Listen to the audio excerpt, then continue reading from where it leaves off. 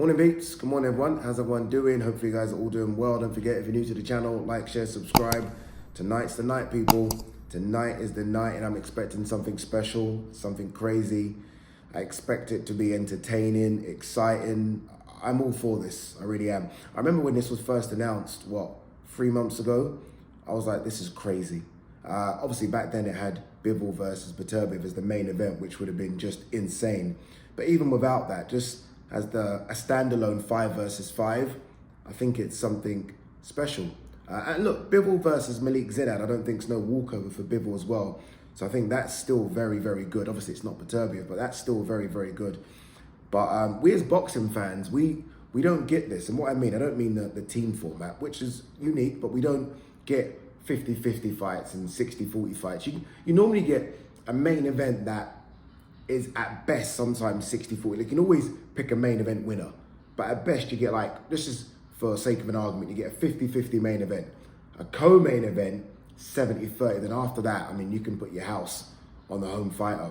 With these fights, I mean, I've spoken to so many people and they've given their scores and their predictions, and no one has the same thought process or prediction. Nobody, which shows just how competitive this is. Before we look at some of the other news doing the rounds today, let's just go straight in and I'm going to give you my predictions. This is it now. This is what I'm going with. I've seen all the fighters fight week. I've spoken to all of them fight week, so I know where they are. I've seen the weights. I know who struggled with weights, who's not struggled. I know everything. And this is what I'm going with. I've got my pen and paper here. All right, remember, it is, so it's no points for a draw, 1 point for a decision win, 2 points for a knockout win, and then the captain, so Hamzah, Sheeraz, and Deontay Wilder have the opportunity to get 4 points if they get a knockout win. Let's do this. All right, first fight, Willy Hutchinson versus Craig Richards. I'm going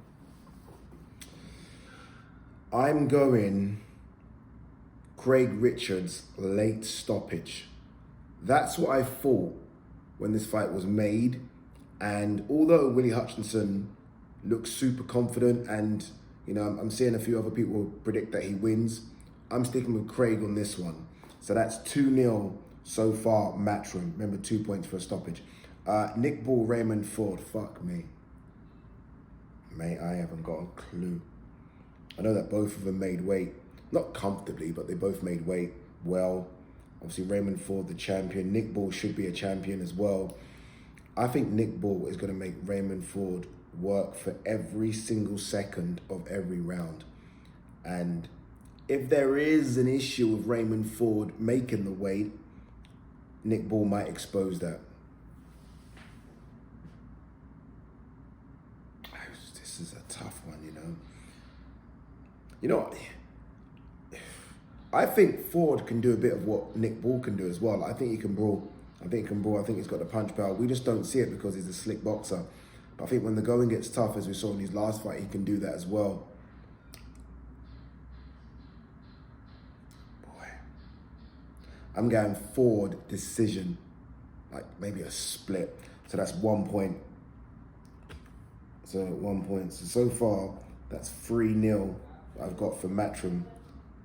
Daniel Dubois, Filip Hrgovic. This one, I think, will surprise people. I don't know what it is, but I think Dubois could stop Hrgovic. I don't know what it is. I mean, Hrgovic, we haven't really seen hurt. I mean, Zhang hurt him, but Zhang, I think we know now, can hurt a lot of people. Why am I thinking? I don't think Daniel Dubois can win a decision over Hrgovic. I don't think so.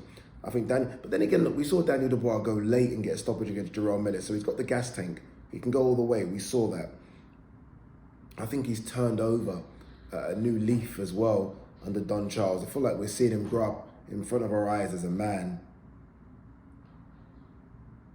Wish I could give a point each. You know, I'm going to come back to that one. I've got to come back to that one. Hamzah, Sheeraz, Ammo Williams. Mate. Oh, man.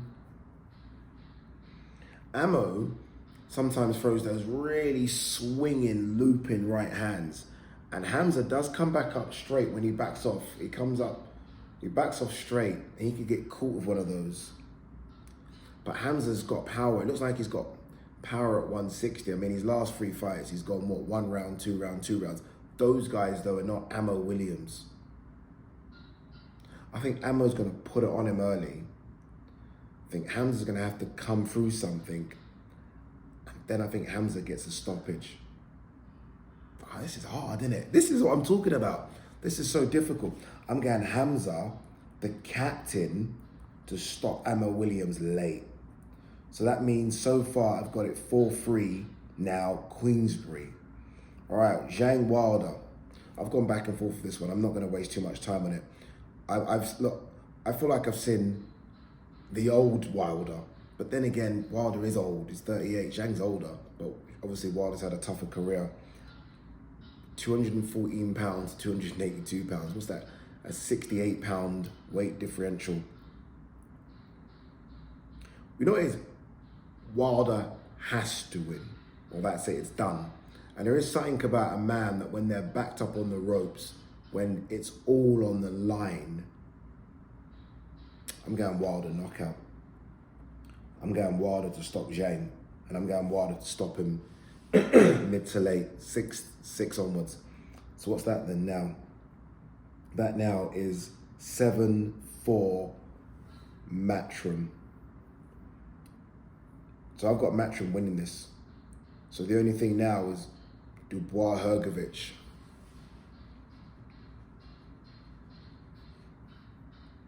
People, help me out. Help me out. Dubois, Hrgovic. You know what, yeah? All week I've been saying Dubois beats him. I don't know why. All week. Everyone tells me Hrgovic is special. And I think he is special. But I haven't seen any special. I haven't seen it. I saw him look really bad against Dempsey McKean. Obviously, Mark Demori. It's Mark Demori. You know what? I'm sticking with it. I'm going Dubois to shock the world. I know it's crazy, but I'm going Dubois to beat Hrgovic. So there you have it. I've got 7-6 Matchroom. Now look, put your scores on the doors. Don't come at me. Don't come at me. Put your scores on the doors. It isn't easy.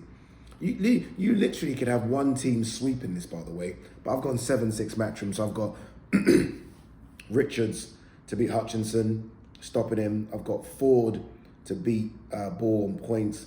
I've got Dubois. This is the one, isn't it? Dubois to beat Hrgovic, stopping him late. And then I've got the 2 captains getting knockout wins. That's what I've got. That's what I've got. Give me yours. Give me yours. All right, Mike Tyson, Jake Paul postponed after Tyson's medical flare-up. Of course, he's 58. He's going to have medical flare. Like, stop. Just stop the whole thing. Stop the whole thing. The thing that annoys me the most about all of this isn't Mike Tyson, Jake Paul. It's Amanda Serrano, Katie Taylor. Like, that should happen. And all of a sudden, no. What should happen now, I think, both girls are in shape. They were supposed to fight July 20th. You guys might know there's a big fight card August 3rd. Put them on that. Put them on that. Why not? They're both in shape. All we're asking them to do is almost taper down for a week or so and just fight on the massive Riyadh season card. Maybe even sneak in as co-main event now that Ortiz and Tim Tszyu isn't happening. I think it's a great idea. What else have we got? 2 sex peeps. What's this one? Dmitry Bivol, despite autobiturby of disappointment, avoids following his emotions. Like, Dmitry Bivol is just that. He doesn't show emotion. And by the way, this Malik Zinad, I love what he's done. By the way, you can, said by the way twice, now I said it again. You can normally get a guy that comes in on late notice and is overawed by everything. Oh my God, this is incredible. This guy is selling this fight. Mate, you know, I'm the biggest Bivol fan. But when Malik Zinad yesterday said, my mum's here for the first time, my father's here, let's go. He'll be the first Libyan to ever fight for a world title. He could be the first ever Libyan world champion. You're getting sold into it. You're thinking, geez, he might do something here. But he won't. Bivol should get that stoppage late or just a wide points decision. Anything else? Let's have a look. You know what was interesting yesterday?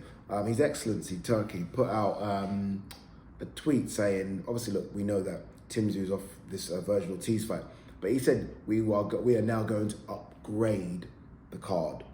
So that if I read that correctly, it's we will now find a bigger name than Timzu. And the rumors going around are Errol Spence. Obviously, Errol Spence is scheduled to go in there against Sebastian Fundora. Will Errol Spence potentially step up against Virgil Ortiz? Can you imagine that card? Can you imagine that card? Jeez. I mean, that literally is them going into America, I say them as in Riyadh season, Turkey Al Sheikh, going into America and saying, we're just about to put on the biggest card, just like that, first time round. Imagine that is the case. Imagine it is Terence Crawford versus Israel Madrimov, Errol Spence versus Virgil Ortiz. What else on that card? Andy Ruiz versus Jarrell Miller. Isaac Cruz on the card. Andy Cruz on the card. David Morrell's on the card. And if you're greedy like I am, why not chuck Amanda Serrano versus Kate Taylor on the card? Just saying. All right, guys, girls, look, quick video. We are done. My voice is going a little bit. I've got 5 hours until showtime. I'm going to just stop doing anything, any talking. Bit of honey, bit of green tea, bit of lemon, trim my beard because I can't find a barber here.